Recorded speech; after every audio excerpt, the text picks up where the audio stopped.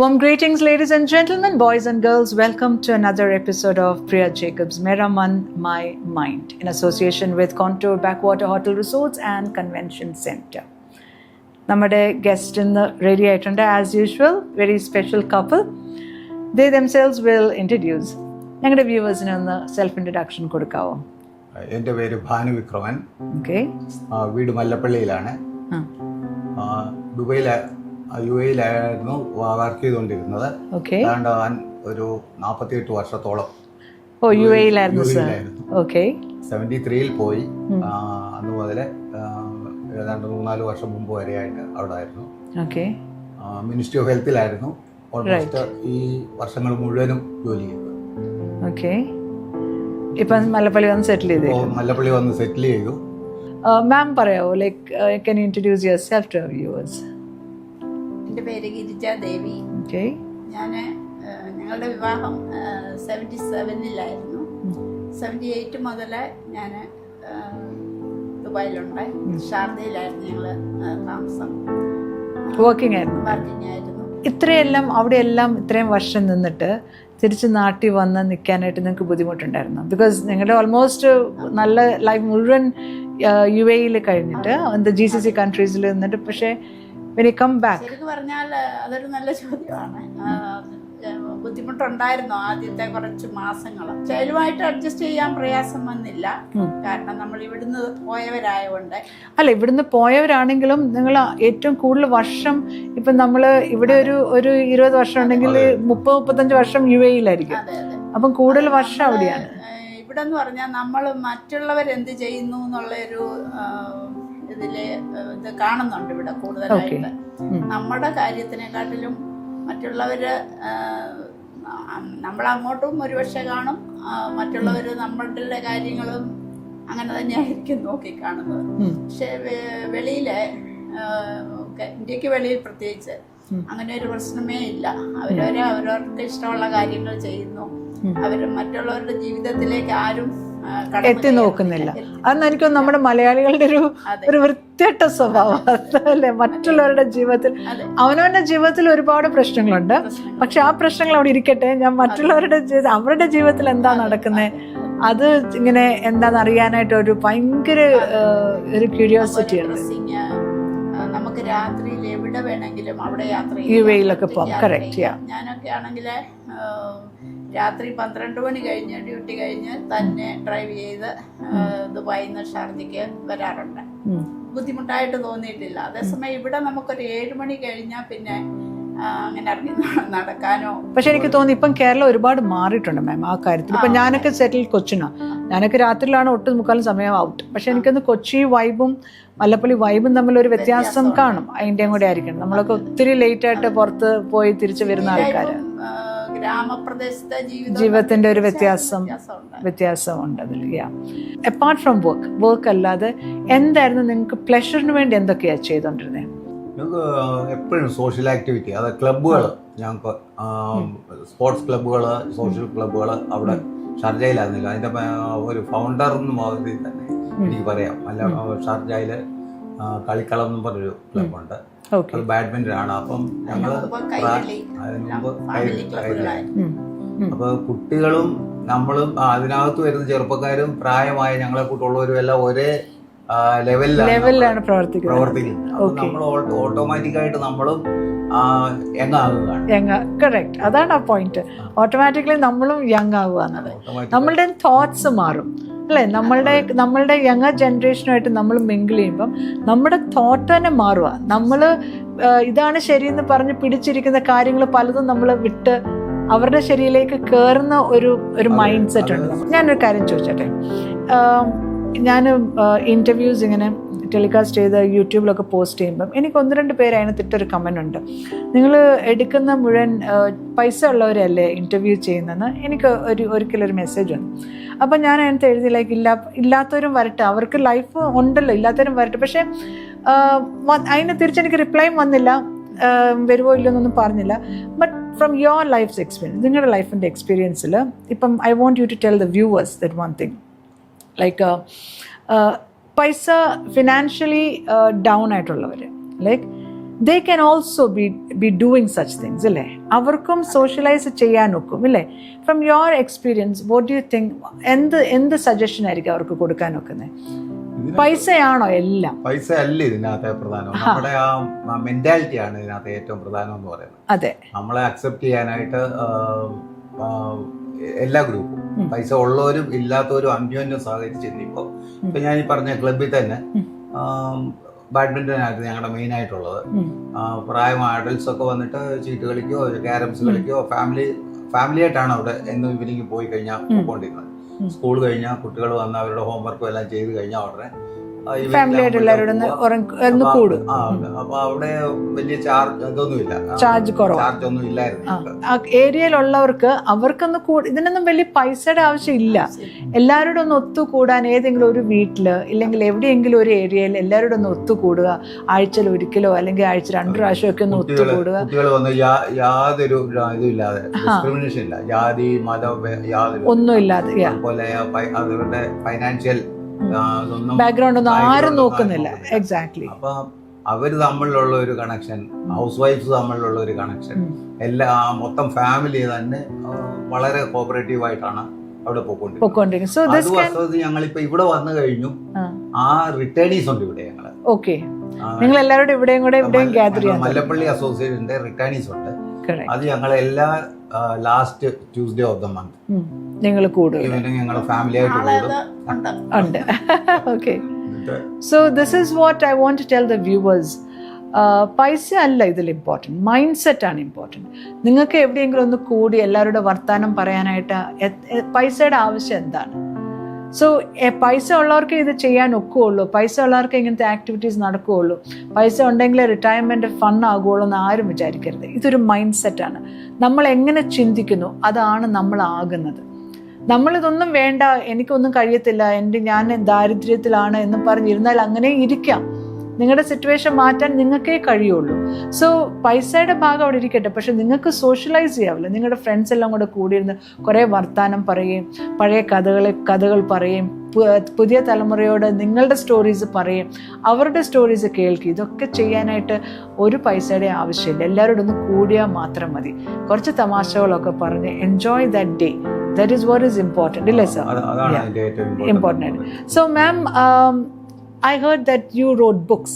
കോളേജിൽ പഠിച്ചുകൊണ്ടിരിക്കുന്ന സമയം മുതലേ വായനാശീലം ഉണ്ടായിരുന്നു. ഗൾഫിലെ ആദ്യകാലങ്ങളിൽ അങ്ങനെ ബുക്സ് ഒന്നും അവൈലബിൾ അല്ലായിരുന്നു. അത് കാരണം അതിൽ നിന്ന് അല്പം ഒന്ന് പിന്നോക്കം പോയി. എങ്കിലും ഷാർജ ഇന്റർനാഷണൽ ബുക്ക് ഫെയർ ഒക്കെ തുടങ്ങിയത് ഇപ്പൊ 40ാമത്തെ ഇയറാണ്. അപ്പൊ ആ ഒരു ഈ കാലഘട്ടത്തിലെല്ലാം തുടക്കം മുതലേ ഞങ്ങള് ബുക്ക് ഫെയറിന് പോകുമായിരുന്നു. ഇപ്പം യാത്രാ വിവരണമാണ് ഞാൻ കൂടുതലും.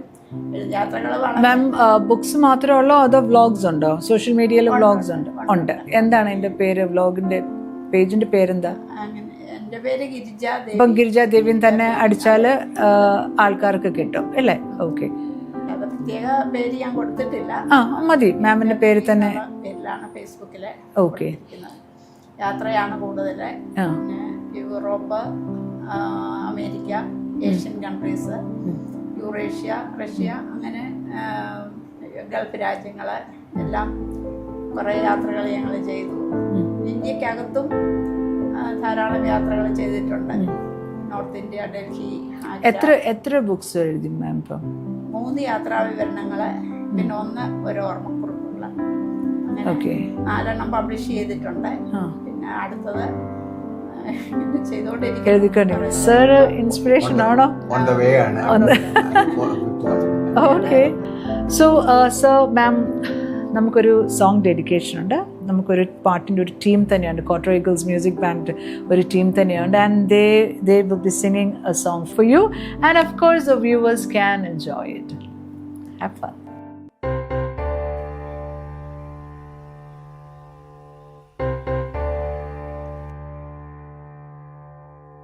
മലരി മൗനമാ മൗനമേ വേദമാ മലർകൾ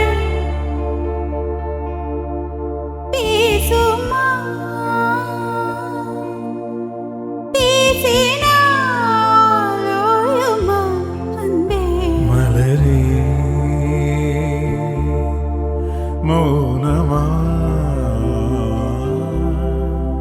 മൗനമേ വേദമാ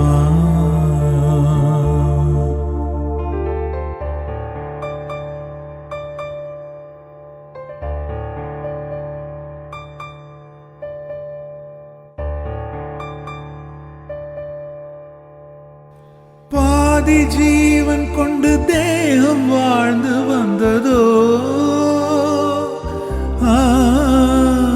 നീതി ജീവൻ എന്നെ പാർത്ത് പോത് വന്നതോ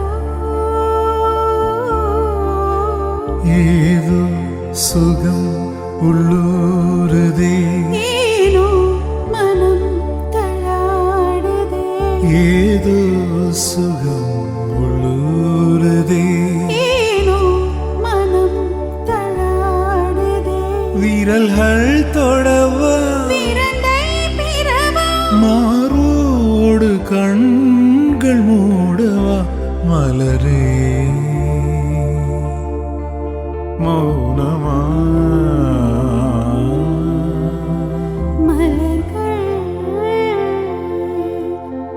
பேசுமா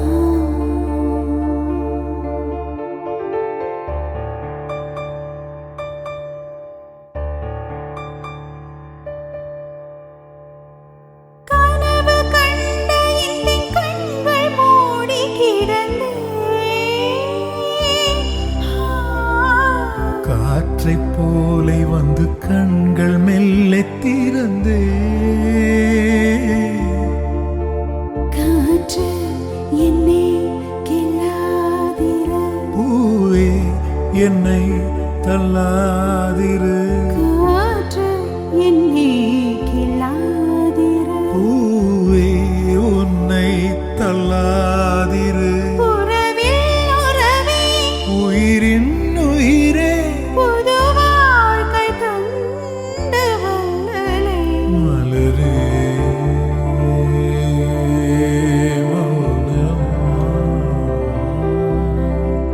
மௌனமே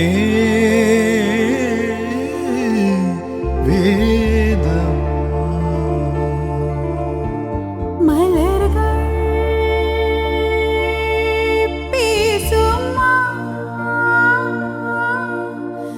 பேசினால் ஓலுமா அன்பே மலரே மௌனமே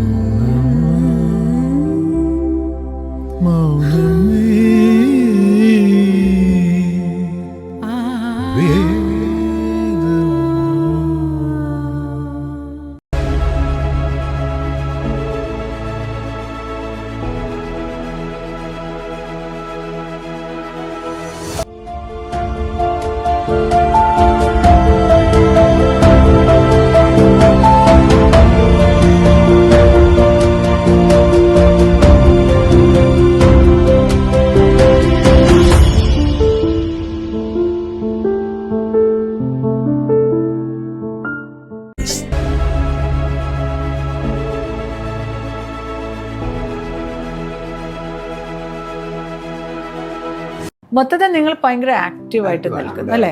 നമുക്ക് സമയമില്ലാത്ത സമയമില്ലാത്ത അല്ലാതെ റിട്ടയർമെന്റ് എന്നും പറഞ്ഞുകൊണ്ട് ഒതുങ്ങിക്കൂടാൻ നിങ്ങൾ നോക്കുന്നില്ല. നായർ സർവീസ് സൊസൈറ്റിയുടെ യൂണിയനുമായിട്ട് ബന്ധപ്പെട്ട ഉള്ള പ്രവർത്തനങ്ങളൊക്കെ ഉണ്ട്.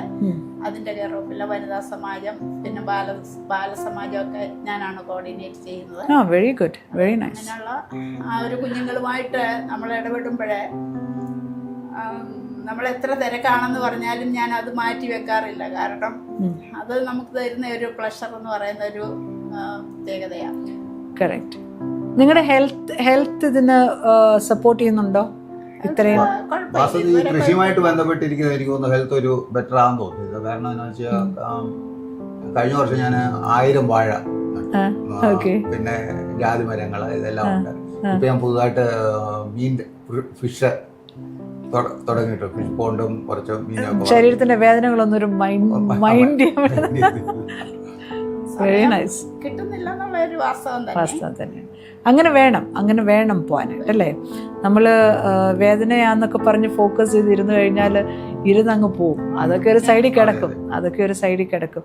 So sir ma'am, what is it that you want to convey to our viewers? നമ്മളുടെ വ്യൂവേഴ്സിനോട് ഇത്രയും അനുഭവങ്ങൾ വെച്ച് നിങ്ങളുടെ ടൈം ആൻഡ് ലൈഫിൽ വന്നു, ഈ അനുഭവങ്ങളെല്ലാം വെച്ച് നമ്മുടെ വ്യൂവേഴ്സിനോട് എന്താ പറയാനുള്ളത്? വ്യൂവേഴ്സിനോട് എനിക്ക് പറയാനുള്ളത്, നമ്മളെപ്പോഴും ആക്റ്റീവായിട്ടിരിക്കുക. നമ്മൾ ഒരു സംഘടന രൂപത്തിൽ നമ്മൾ ഇടപെടുമ്പോഴും നമ്മൾ സന്തോഷത്തോടു കൂടി ഇടപെടാനായിട്ട് ശ്രമിക്കുക. അപ്പം നമ്മളൊരു സംഘടനയെ വന്നു കഴിയുമ്പോൾ നമുക്ക് നാടിൻ്റെ മറ്റേ ഇപ്പം സപ്പോസ് വെള്ളപ്പൊക്കം വന്നു, അല്ലെങ്കിൽ അതുപോലെ മഹാമാരികൾ ഇതിനൊക്കെ വരുന്ന സമയത്ത് നമ്മൾക്ക് ഗ്രൂപ്പായിട്ട് വർക്ക് ചെയ്യാനും ഒക്കെ നമ്മുടെ പ്രവർത്തനങ്ങൾ മറ്റുള്ളവർക്ക് പ്രയോജനപ്പെടുത്താനേ. നമുക്കും വേണം ആൾക്ക് അല്ലേ. വി നീഡ് പീപ്പിൾ അല്ലേ. നമുക്ക് വി നീഡ് പീപ്പിൾ. ഞങ്ങള് കഴിയുന്ന തരത്തിലെല്ലാം ധാരാളം സഹായങ്ങൾ അങ്ങനെ ചെയ്തിട്ടുണ്ട്. രോഗം ബാധിച്ചവർക്ക് സഹായങ്ങള് നമ്മൾ പേഴ്സണലായിട്ട് കൊടുക്കുന്ന നല്ല മാത്രമല്ല ഞാൻ പറയുന്നത്, ഗ്രൂപ്പായിട്ടും ചെയ്യുന്നുണ്ട്. പക്ഷെ നമ്മൾ ഗ്രൂപ്പായിട്ട് മുന്നോട്ട് ഇറങ്ങണമെന്നുണ്ടെങ്കിൽ നമുക്ക് ആ ഒരു മനസ്സ് വേണം. അതാണ്, ആ മനസ്സാണ് very important. So what is it that you want to say? ഇത് തന്നെയാണ് എനിക്ക് പറയാനായിട്ട് ഏറ്റവും പ്രധാനമായിട്ട്, അന്യോന്യം സഹകരിച്ച് സ്നേഹിച്ച് മറ്റുള്ളവരുടെ ആവശ്യങ്ങളോട് മനസ്സിലാക്കി നമ്മൾ ജീവിക്കണം. അപ്പം ഉദാഹരണത്തിന് ഞങ്ങൾ അവിടെ ഒരു വള്ളം വാങ്ങിച്ചിട്ടുണ്ട്. അത് 2000 മല്ലപ്പള്ളി 2000. അപ്പോൾ എൻ്റെ നെയ്ബേഴ്സായിട്ടുള്ള ചെറുപ്പക്കാർ പറഞ്ഞിട്ട് തന്നെയാണ് വാങ്ങിച്ചത്. ഒരു വള്ളം വേണം, വെള്ളം ഞങ്ങളുടെ വീടൊക്കെ വെള്ളം കയറുന്ന സ്ഥലമാണ്. അപ്പൊ നമുക്ക് ഒരു സഹായമൊക്കെ എത്തിക്കാനായിട്ട് അപ്പൊ വള്ളം വാങ്ങിച്ചു. ആ 2018 വെള്ളം വന്നു കഴിഞ്ഞപ്പോൾ അവര് തന്നെ വന്ന് വെള്ളം കൊണ്ടുപോയിട്ട് അടുത്തുള്ള വീടുകളിലെ ആളുകളെ ഇവാക്യുവേറ്റ് ചെയ്യാനും പിറ്റേ ദിവസങ്ങളിൽ ഫുഡൊക്കെ അവർക്ക് എത്തിക്കാനും ഒക്കെ സഹായിച്ചു. എനിക്കിത് പറഞ്ഞപ്പോൾ നോഹയുടെ പെട്ടകം ഓർമ്മ വന്നു. നേരത്തെ ഉണ്ടാക്കി വെച്ച് ഓക്കെ വെച്ച് മുന്നോട്ടുള്ളത് കണ്ട് പിറ്റേ ദിവസം ഞങ്ങൾക്ക് ഫുഡൊക്കെ കൊണ്ടെത്താന്ന് അവര്. ഞങ്ങള് ഫസ്റ്റ് ഫ്ലോറിൽ ഇരിക്കുമ്പോ നിങ്ങളുടെ ഗ്രൗണ്ട് ഫ്ലോർ ഫുൾ വെള്ളമായി? ഫുള്ളായില്ല, എന്നാലും ഒരു 4-5 അടി വെള്ളം. 4-5 അടി വെള്ളം 18-ലെയും 21-ലെയും വെള്ളം കയറി. 25 years ആയിട്ട് കയറിയിട്ടില്ലായിരുന്നു. 18-ലെ വെള്ളം കയറി. അങ്ങനെ പ്രശ്നമുണ്ടായി. Okay, great.